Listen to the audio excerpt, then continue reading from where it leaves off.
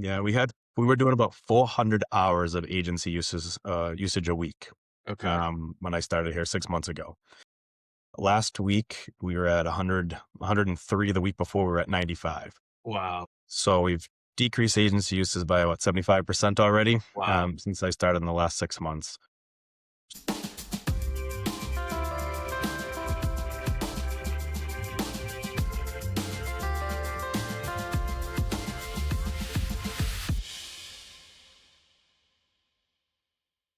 Hello, everyone, and welcome to the CNO podcast.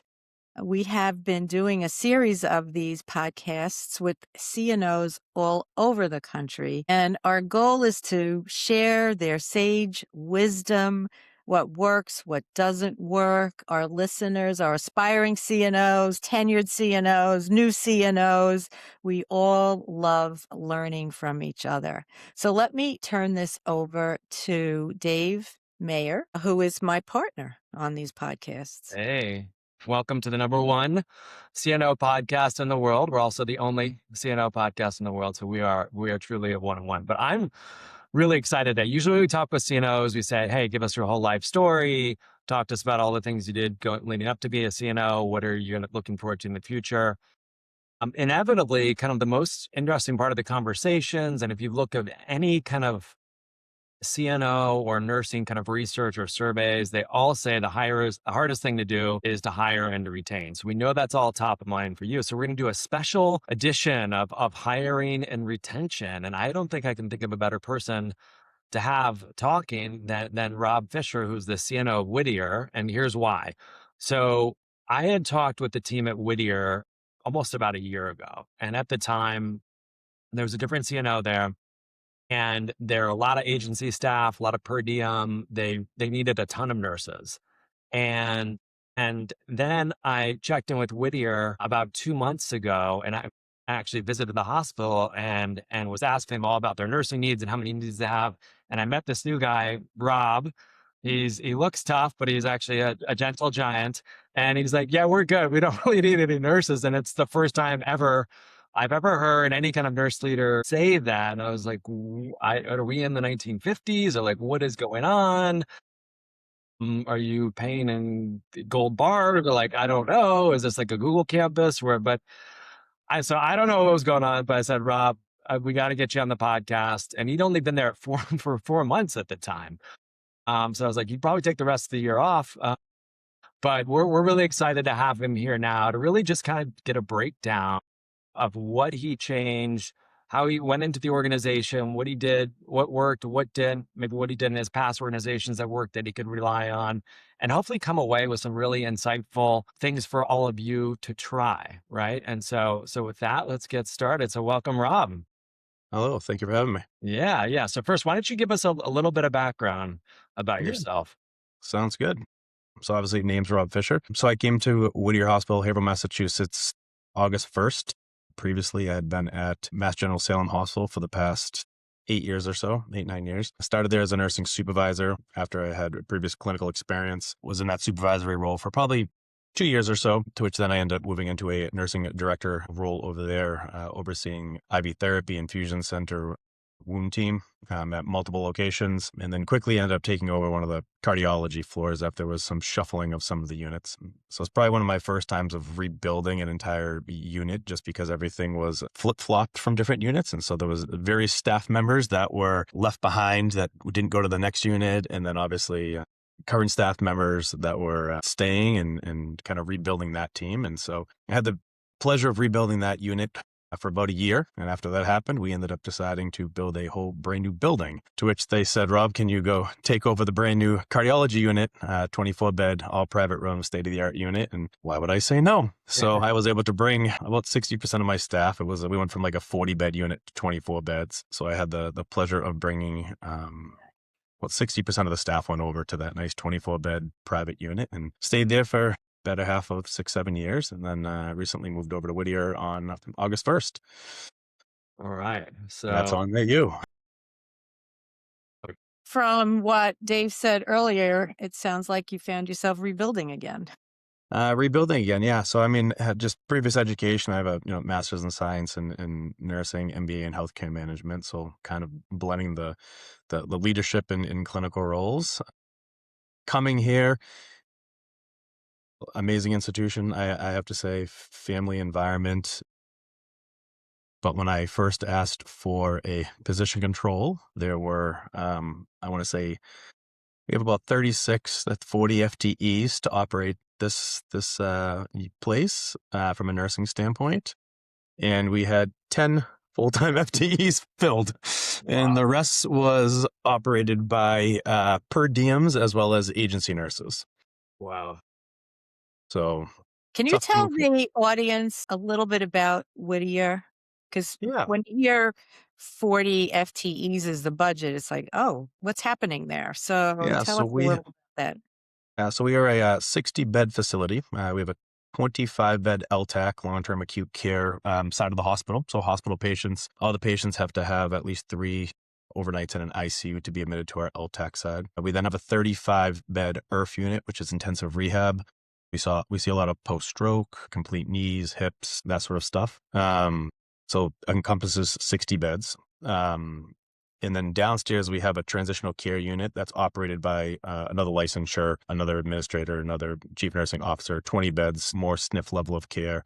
And then we have an entire outpatient clinic as well. So multiple levels of care here, all the way from hospital, all the way to outpatient services. We get to kind of meet the needs of the patients, all the way through their transition from the acute care hospital all the way to home, in lack of better words. But our 40 FTEs that I'm talking about is just from the nursing standpoint for the 60 beds upstairs.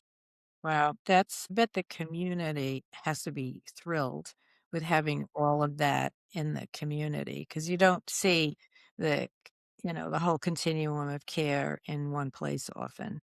I think that's kind of what sets us apart from others is the ability to have that entire transition of care from post-acute to us to rehab, transitional care to outpatient to obviously home with your loved ones. Yeah. Do any of the patients from the long-term acute care, which has very high acuity, do they ever make it over to rehab? Oh yeah. Yep. Yeah. We've all the time we see people go all the way straight through all the So then time. that begs the question, do the nurses go all the way straight through? Like, are they all So current cross-trained? current state, they go from the hospital side to the IRF side.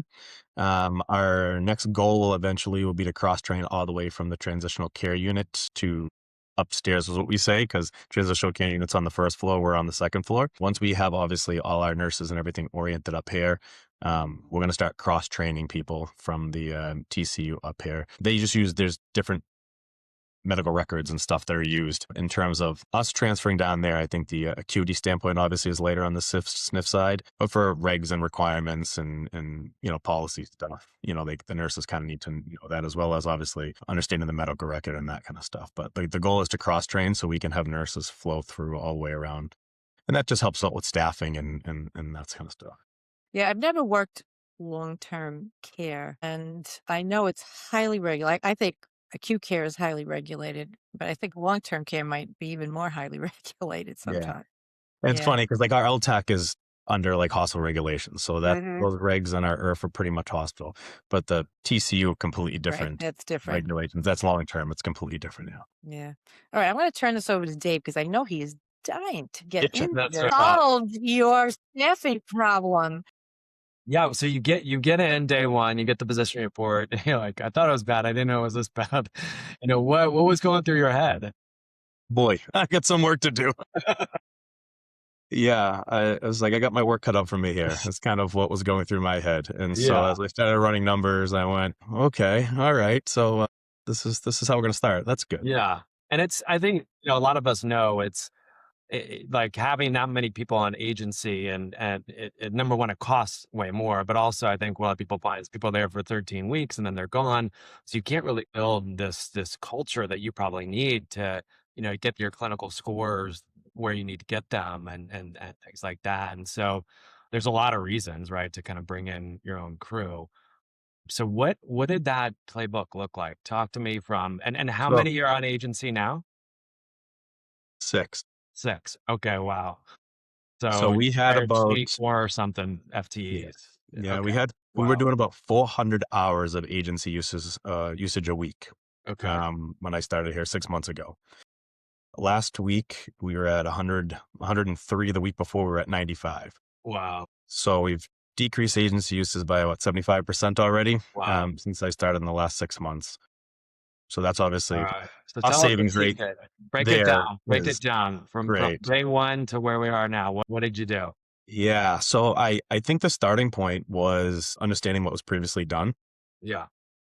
and how things were operating. I'm a big proponent of looking at the generation and kind of meeting the needs of the nurses that are coming out of school. Yeah. Being that it's an acute hospital, IRF side, for the most part, as well as you might get some veteran nurses, for the most part, you're going to be hiring a lot of new nurses. Yeah. My perspective is new nurses want to work 312s, 36 hours a week. Hmm. It was not something that the institution was previously doing. They were not also orienting or training any nurses on the off shift. And so in collaboration with my team, I have unit managers as well as an educator. And I said, we're going to completely change our approach on how we're going to be hiring, obviously, new staff. Hmm. And they said they've had, recs out there and no one's applying. And I said, okay, let me look at all the recs. Yeah. So I started making changes to all the recs in terms of how we're going to operate in terms of let's put some 7A to 7Ps, let's put 7P to 7A. We can orient nurses on night shift. We can orient nurses on day shift. And what were they on? Was it like an 8x5 or what was the shift like before? They would do 7 to 3, you had 3 to 11, 11 to 7, your typical 8-hour shifts, 32, 40 hours, which works. And some people love that. And some Yeah. staff love that, obviously. I have just found that the new generation wants 12-hour shifts. Yeah. But the people that are already on, because you had 10, but you don't want to lose those 10. You don't want to take 2 steps forward and two steps back. Did you have the previous ones on a regular schedule? How did you? I let them stay on whatever schedule they were previously on. I didn't make previous changes. Whatever schedules they were on, I let them be. Okay. I think that's the best way to do it. You don't want to Yeah. lose, obviously, your current staff. Right. I think that, you're blending the current staff that were here as you're making changes, right? So you want them to understand, obviously, the long-term goal. And I think a lot of it is starting with communication for the current people that are here. Like, this is the goal. This is the end goal. Yeah. It might be a rocky and rough road to get there, but Yeah. things will slowly get better as we start hiring and orienting. And, we just have to go along for the ride. And a lot of it's culture change, as Roseanne said, a lot of it is culture change. And so you're coming in here and a lot of times you want to listen, right? And before you start doing, this is what I like to say. Unfortunately, with what I didn't have much to do with, so I had to make change from a staffing standpoint in terms of we need to hire our own, and that will ultimately change culture and the dynamic of how obviously the institution is operating. So a lot of it was posting new recs, posting new jobs. We have made some nice connections with our local colleges where we've done career fairs, UNH, Merrimack College. One of our owners has a really good relationship with Merrimack College, which is about 10, 15 minutes down the street from us. So we've partnered with them a lot. We brought them on site here to have some collaborative efforts to try to gain some of their students, as well as, have them operate and work as CNAs while they're in nursing school, since it's a very close drive. Yeah, double click on the career fairs and partnering with nursing schools, because there may be some CNOs here that maybe we have a partnership, but maybe it's not super active. Right? I totally agree. If you want to get someone, when they're just starting, and how do you get them even as soon as possible when they're, in their first year of things, like the earlier you can get them to develop that relationship, Yeah, the better. agree. What had Whittier been doing before, if anything, with the nursing schools and these career fairs, and Yeah. what did you change? So I think that the collaboration was already there. I just don't think there was, full force efforts to kind of sit down with them at a table, right? So let's sit down at the table. Let's kind of talk things out. So when I got here, I was actually with one of the owners. We actually went and toured the entire nursing facilities at Merrimack College together to kind of see Nice. everything that the nurses were doing. Yeah. I have to say, I actually graduated. Before I became a nurse, I worked in business and accounting, and I actually graduated from Merrimack College. So to go back to the campus to see all the improvements, their nursing program just started like 3 years ago. So it's a fairly new nursing program there. Wasn't there when I went to school, but absolutely gorgeous, gorgeous facilities that the nurses get to learn, with all the sim labs and everything was amazing. So, working with their leadership, sitting down at the table of how we can collaborate and work together. And then taking on a lot of their clinical groups. I think we have 2 or 3 now of their students that come here to do clinicals during their nursing school. I was just going to ask you about that because that Yeah. is a great way to recruit. Once you get Yeah. them in and they have a good clinical experience as a student, you got them hooked. Yeah, I think we've hired 6 of them as CNAs right now into our facility, just from their clinical groups from being here. And then obviously the goal is they're here every year as people start graduating, there's your next, succession of nurses that you can do, and you're not constantly relying on job recs and postings and stuff like that. I have a Absolutely. question about the CNAs who are students. Did you have vacancies to put them in, or did you have to get approval to add temporary positions until they graduated, or how did you make that Yep. work? So we had some open positions. I always think that hiring them on as a we call them per diems here. I know other places call them PRN nurses. Hmm. I've found that having them as per diems are a lot more successful during school just because they have the flexibility to work around their Right. class schedules. And that's not a budget hit. So it's more of a, can you handle the education? Can you handle Hmm. the orientation Right. sort of deal? But I think it's such a recruiting method that I would rather have 10 of them on board that can kind of stay here in the organization as they're going to school. Because when they graduate, if they have a good experience here, as well as they always say, this is your interview, in lack of better words, if you're working Hmm. hard, we know who we're going to want to hire once you guys are done. Yeah, it's a Yeah. great way for them to assess you and for you to assess them, right? Because we all know that interviews are very imperfect, but if you're actually working with this person, the chance that they're going to be a good nurse is you have so many more data points. So I 100%. think that's an amazing. Did you get pushback at all from the leadership of the hospital when you kind of like add these positions, or was it just easy to say like, hey, let's try I this? think they had been operating in such a deficit, in lack of better words, for so long in terms of so many hours of agency Right. that there was really, no pushback. And obviously we had been communicating. We talked for, lengths of times of how we're going to move forward and the things that I was going to do to obviously make the changes in the organization. They were obviously completely on board. Yeah. So And with I wasn't. Merrimack, were other hospitals trying to recruit these nursing school students? Do you have to have a competitive offer to position yourself at that level, or was it, what did that? And the reason it's funny for my day job, I go to last year we went to 25 trade shows, Hmm. and of course, like everyone else is like sitting around these trade shows, but they're like on their computers, they're not doing anything, and it's like, why did you even go to the trade show if you're just going to sit at your computer and you have a bowl of candy and someone comes by? What's your strategy to collect the business cards, to get all the email addresses, to follow up? So for us, it's like we're giving away free Starbucks gift cards. Of course, everyone's going to come up and get a $5 Starbucks gift card. Cool. Write your name down. Give us the name of your CNO. And then we have 5 emails that we send follow up phone numbers. It's like you have to have, it's just not enough to attend a career fair or attend a trade. It's like, how do you activate when you're doing that? Right.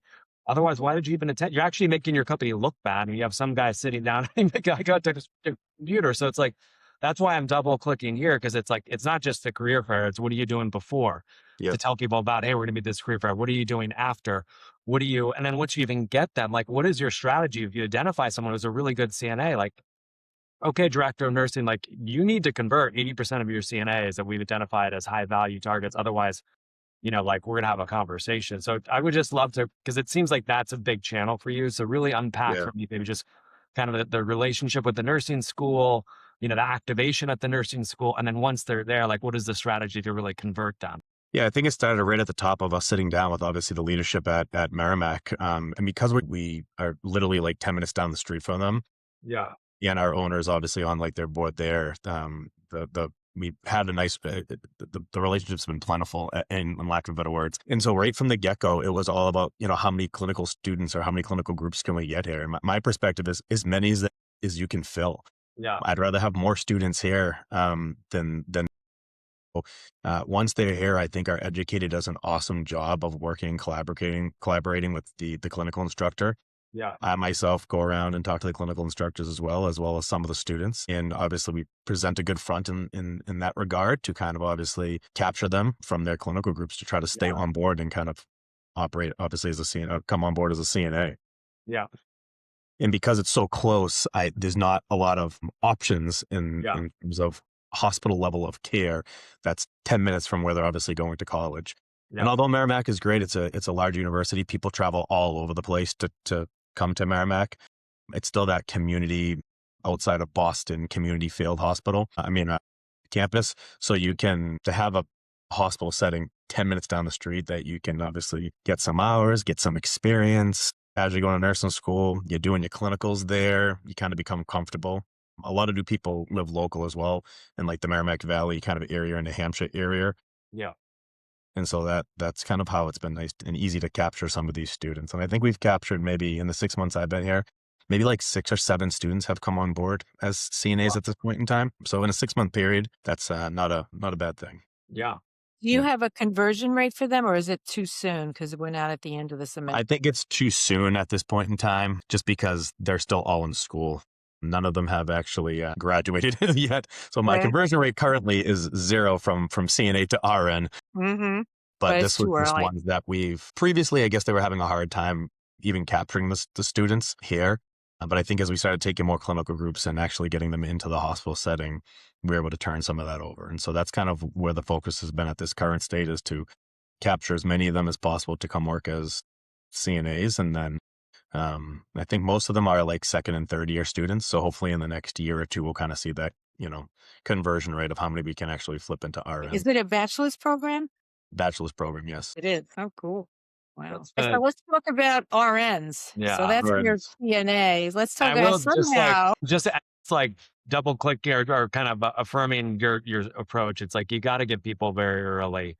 HCA, one of the one of the biggest health systems in America, bought Galen College, which is a chain of nursing schools, because they saw this. It's like we're at an acute nursing shortage, so we got to kind of like Yeah. start people very early on. And so I think it's a great strategy. My company, we sponsor a lot of international nurses to take their NCLEX because it's very expensive. So you're getting nurses who otherwise maybe couldn't afford to take their NCLEX, and then you have just a much longer relationship with them. So again, you can really kind of like suss out who's good, who's bad, because you've had all these data points. So there's just so many reasons to do it. So I think it's amazing.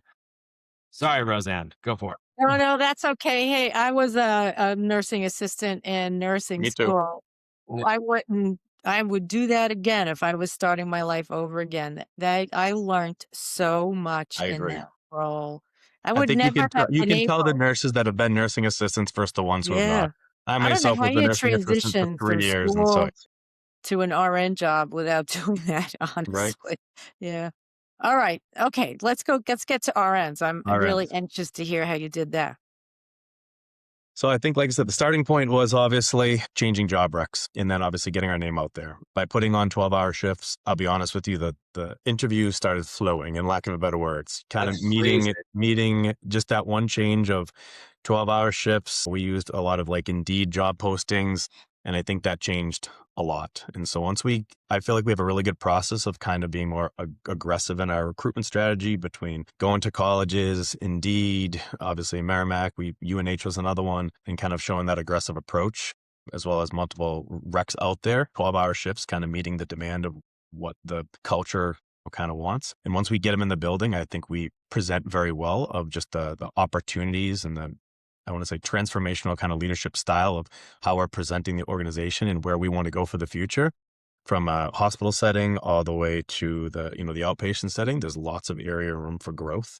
It's a gorgeous, as Dave knows, gorgeous organization that presents very well from when you walk into the building, which is always helpful, that they're coming into a nice, clean, family run environment. And so that's really nice. And I think Pretty my cool. In their rehab portion, they have an actual automobile inside so that people can practice getting out of cars. They have a golf course. They have a Shaw's uh, supermarket, the super. pool. Yeah. Yeah.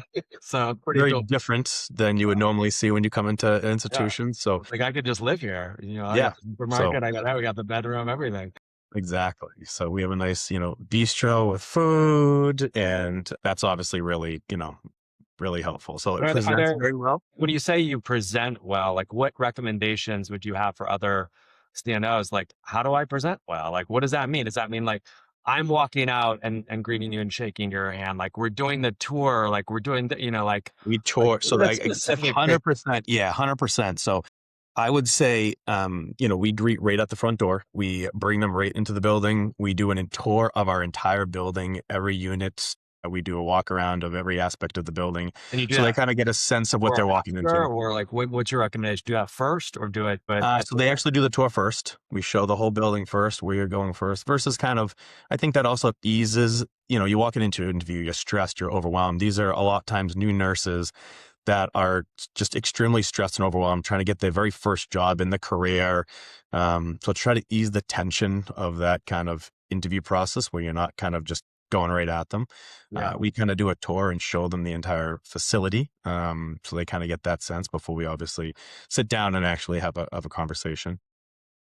And sorry, and our last CNO that we interviewed, she said she gives a tour, but actually the tour is part of the interview Yeah, because she's moving pretty quickly. And if the nurse can't keep up, she said, you're gone. And if you're not friendly and like greeting people, and Roseanne even mentioned this as well in the podcast, it's like, this is kind of a way outside of an interview setting to kind of suss out how their bedside manner, right? that's Which is all it what is. an interview. I always say I hire in personality, especially for new nurses. I want someone that has a positive attitude. I want someone that has a strong work ethic, that can smile and hold the conversation. I'll teach you the nursing stuff. I'm not worried about that, right? So as a new nurse, we'll teach you the nursing stuff. You can't change someone's personality. You can't change it's tougher to change those things. And so that interview process is we convert. To new hiring managers, like, if the person doesn't smile, forget it, like, they have to be smiling. And Yeah. then while you're touring, if they answer a call bell, oop, extra points. Everyone's responsibility. Yep, yep. And so, yeah, I mean, I think that's the thing is that you're kind of, having, good conversation all the way through the tour, kind of interacting them in an indirect way that doesn't seem so like, forced on an interview. Mm-hmm. So, that's always a starting point. And like my managers, my educator, they do an excellent job at kind of, displaying that type of behavior once they walk into the front doors. The Yeah. other thing for capturing people is the speed of how things happen. Like, if you let weeks pass between the tour and whatever the next step is, they're probably gone already. So So how I do you would manage say, that? yeah, I will say that oftentimes right on the spot. I know a lot of places you'll do the tour and depend. I had so many positions open. I knew exactly what my positions are. My managers will come to me. Okay, what can we offer? What can we do? We have it all wrapped in a bow before they even walk in the front door. And so I would always say to my managers, it's got to come from HR. But right at the end of the tour, right at the end of the interview, if we know that we're going to hire them, tell them right then and there, we're going to be calling you with an offer. Right then and there on the spot, we want to get them in. At nursing at this current stage, there's so much opportunity out there. They might already have 3, 4, 5 jobs lined up. And so if we can put on a good front, I don't wait. Right then and there, we want you. We're going to make you an offer. You don't have to tell me an answer right now. You can think about it, but we'll be calling you. And within that, later that day and or by the next day, they're getting a call with their offer. And then obviously they can make their decision. So I have another question for you related to that offer, because you are a smaller, family-owned, your system all on your own, and you're competing with the likes of Mass General. I'm guessing Mhm. the salaries are higher and the benefits, so they're not. Okay, that's my question. So you do have a competitive We have a salary. very competitive salary for new nurses. I will say our salary is probably equal to or slightly higher than like even Okay. mass generals as our starting salary for nurses. So we are very, very competitive. We are pretty much right there with them. And was that something you had to change when you came in, or was that there? Luckily, that is one thing I have not had to change. No, our salary is our starting nursing salary is very competitive at market. Okay, that's great because it's easy to So hire a lot of nurses if you pay triple what everyone else is, yeah. right? Well, it's not triple. That I would just say brings we're up on the par. next You did it the hard question way. is, You didn't change. I'm full of anecdotes, but one thing that as a COVID hobby, I picked up winemaking, which is a total aside. So whenever Yeah. I'll try to buy wine and I'm um, just upset you didn't bring some with you. That's all I, I'm saying. like next time we'll get to you. But Yeah. it's easy. There's this guy who's worked at this wine store that I've been at for 40 years, and he's been to Bordeaux like 60 times. He's a world-class expert on the Bordeaux region of France, and he's like whenever I ask him like, how do you like this bottle of wine or whatever, like what's your best bottle of wine? It was like, anyone can find a good bottle of wine for $200 or $300. Like the trick is like, can you find like an amazing bottle of wine that's the same as this $200 for like $30? That's what's hard. So it's easy to hire nurses if you're going to pay them $100 an hour. It's hard if you're the same as like these big name brands Yep. and you don't rate. Like that's the easiest lever to pull is pay. So it's really amazing that without changing the easiest lever, we're actually we're to Yeah. go from like 10 agents, 30 agency to 10 agency, right? And so that's really interesting. So it's like Yeah, because some of our listeners may think, oh, well, he just doubled the salary, whatever. But it's like, no, he actually would able to do this without all these Yeah, things. I mean, we're also far enough from Boston that, again, Boston commute is always a challenge, right? So you're doing a lot of driving. You go to Boston, just plan on doing 3+ hours of driving a day. And so, because our salary is competitive here, nurses can make the same amount of money here as new grads that they could make going to Boston without having to obviously add 3 hours onto their commute. And so that's obviously a nice thing, a nice to have. Oh, it's a great thing, Yeah. and it gets them in the door. So Correct. here's the big question. All right, so Yep. you get them in the door, that'll get them in. How do you keep them? Yep. How do you keep them? So, I think right now the big things that we're doing, so because we're a smaller institution, we don't have like a necessarily nurse residency program, but we do like a lot. Every single nurse that comes on here, we do like a IEP, individual, plan for them that we tailor specific to them with our educators. Because we've been bringing in large amounts, like this current orientation class that just came yesterday, we had 7 new nurses all start together, Wow. which I think is good due to the fact that it's kind of like their own new graduate program, in lack of better words. They're going through this new orientation together. They're working together. We host employee or nursing and like skills days every quarter. We bring subject matter experts in. We use all of our leaders as well to kind of continued education with them on a quarterly basis. On top of that, we do different things in terms of building their professional development. I think that's one of the biggest things that helps with retention with nurses is how can keep them to grow and to learn. You don't want anyone getting stagnant or bored in their role. And I think the continued push for education is always kind of keeping you to grasp for more, in lack of a better word.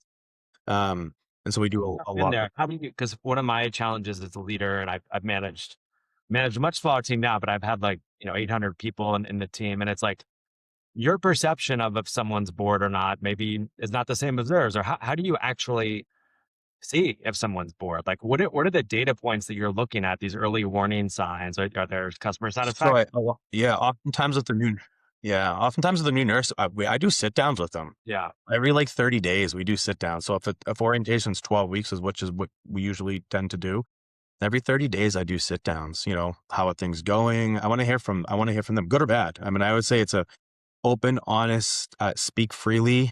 This yeah. isn't this isn't to knock anything that's going on. I want you to speak freely and let me know what's going on. This is working well with my preceptor. This is not working well. I want to hear all the details of what's happening, and then what we can do to obviously meet your needs or improve what's happening if something's not going well. If something's going great, what is that so we can continue to do that with other people? What So I have think you learned in those meetings, like a good or a bad that you made changes or hardwired? sometimes I think you do the best, obviously, to pair, obviously, the new nurses with some preceptors, but every person learns differently. I think everyone learns in a different way. Some people learn by writing, some people learn by hearing. So the biggest things that I tend to learn is just how things are. There's so much information being pushed to these new nurses. So everything's happening so fast. And sometimes I just hear, well, this preceptor does it this way, but I saw how this preceptor did it. Is it possible for me to work with this preceptor because I'm learning better this way? So I think those are the biggest things is kind of matching the needs so they can retain the information that is obviously being pushed to them. What's going well, I think, is, let's see, I think probably the best thing that's going well is just the dynamic of my educator. I think she does a really good job staying on top of all of them. I mean, she connects with them on a weekly basis. She knows exactly where they are on the orientation process. She's working with all the preceptors as well, to ensure that they're coaching up, obviously, the new nurses on a regular basis. And then I think the continued just, check-ins constantly with myself or the unit managers is always helpful of how we can kind of match their needs. We have a lot of them right now. So them working together and understanding Mhm. and talking about the stressors that they're all going through and how they're overwhelmed and stuff. It's a lot easier than having one, I think, on orientation. I think having a group is better because they start to become friends and build relationships with one another, which is, in my opinion, the best you can do for culture. And the better culture you have, the better patient care you can have. And so that's always helpful. Well, the best friend at work is something that Gallup is always talking about as a retainer. Like when Retainer. you have somebody at work that you can talk to, you support each other, that's a big retainer. So you have a little I agree. built-in best friend at work system going Yep. on. But you Yep. also have those relationships. You're developing like strong relationships with the educator, with the manager, with you. That counts a lot. I think, for retention is having those relationships and feeling so supported. That's a big deal. I think that's the thing is they want to feel supported. As a new nurse, I tell all of them, and I don't sugarcoat it. I go, the first year of your career is challenging. It's hard. I expect you to be stressed. I expect you to be overwhelmed. I always say, oh, there may be tears. I go, my door is open at all times. If you need to come here and scream, yell, cry it out, have a general Yeah. conversation, we're here to listen. We were all there. If any nurse tells you they weren't, they're lying to you. Every single one of us were a new nurse at some point in time. We all went through this. It's a challenging time. I say I used to it tell does get that to better. every new orientation group that I met with, that like your heart is in your throat for like the first 6 months Yeah. easily. And then Eventually it does get better. starts getting Yeah. better after that. Yeah. When I was in a new job, I was very stressed out. My boss said to me, if you're not squirming, you're not learning. Yeah. So Mm. that's Be comfortable. I tell be comfortable with the uncomfortable. And that's right. how you grow and get better. Yeah. If you can't get uncomfortable into a situation, if you can't try something new for the very first time, you can't grow and develop and do bigger and better things. Whether it's the simple task of putting out a Foley, or if it's something like you're a charge nurse and you're having to create the assignment for the first time, you got to get comfortable with the uncomfortable. And you have to ask for help and be in an environment that helps you. Like in some places, you're a new grad and you're uncomfortable putting in that Foley and you ask for help, you might get an eye roll and something else. That person's gone. Yep, But I 100%. suspect at Whittier that that nurse would have total support Yes. in Yep. the first time on all this And stuff. that's something I always ask them, do you feel supported? The other staff, and I think I get that all the time is yes, we feel open to ask questions. And there's no dumb questions. If you need to come into my office 100 times, come into my office 100 times. I'd rather have you ask, focus on patient safety, do the right thing, than try to do something with, that you're unsure of. And whether it's I me, have whether it's the to managers, or whether it's the other staff, I think that's important in just terms of overall building the culture on the floors. Yeah, I feel like we're kind of running out of time already, but I would love to dig more into Yeah. culture. And I feel like I have to ask you the transformational leadership question. You Hmm. mentioned it earlier. I'm a Yeah. big fan of relational leadership in all its forms. Transformational is one of them. Like, what do you so you're describing yourself as a transformational leader, like, and I've heard you talk Yeah. about listening, I've heard you talk about support, I've heard you talk about open door policies, I've heard you talk about diving in and changing Hmm. processes to make it work, but is there anything else about your leadership that you wanna tell us that is a bit of sage wisdom for all the listeners? I would say, and I probably would say that my managers and stuff would say this about me, and they'll eventually listen to this, but I'm very much of let them be the drivers. I don't try to micromanage them. We're only as good as we are as a team. And so I definitely push them, but I don't hold their hands to do things. And they know my door's open. They know I'm here to support them any possible way. Um, but I want them to learn as well. And so the stronger they are, the stronger we are as a team. And Mhm, so I think that's important to grow, all the way from our secretary, CNAs, everybody. mhm, Um, I will push them to take that next step or that next level, or in lack of better words, challenge them mhm. to push forward even during tough times when they think, oh, we can't do this. And I'm like, we can do this together. And so I just think those open, lines of communication, open door policy, the ability to kind of, everything isn't punitive or it doesn't need to be punitive. Mhm. We can work together and tackle things together. I think that's important. I think that everything's going to be a disciplinary action or something like that if I do it wrong, or nope, it's a learning opportunity. And this is how we learn. We can't always do things 100% right. And sometimes by making mistakes is the best way to learn the next time. And, the more experience we have with tackling, little by little is how we all grow as a team. And the stronger we are as a team, the more we can accomplish together. So I love that focus on team and the focus on empowerment and learning and not on punitive. There's still so many places that have punitive blame environments. It's really kind of shameful and pitiful. So I'm just thrilled to hear that you're creating a culture there that's the opposite. That's great. I think that's the goal. I think, there's so much we can do here and so much amazing things that we can do being LTAC. We take the sickest of the sick patients, the vents, trachs, stuff that, I wasn't even necessarily taking on the floor when I was on the acute side of the hospital. And so the ability to build up the staff from a practice standpoint speaks volumes of the organization, but also just the ability of the nurses to know that they can grow and do more. And so the more you work together, the easier it is to accomplish that.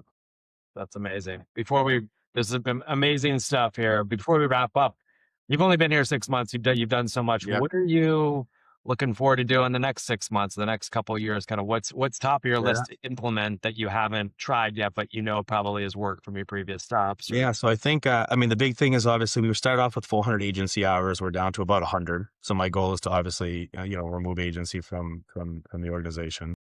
I think then it continues on to be retention, continued education, professional development, grow in terms of acuity levels in the organization. There were certain things that we weren't taking, such as tunneled lines. We started taking those. We put a new heparin drip and a Gatroban policy in place. My goal is to kind of ramp up the cardiac monitoring in the organization. I actually had one of our third parties in here, working on a telemetry today. So to take that next step into acuity, but that goes hand in hand with obviously educating the nurses from a professional standpoint to be able to handle that as well. So, that's the next goal, is to continue to develop the staff. Again, we have a lot of new nurses, which is amazing. Yeah. They're all eager to learn. They're excited.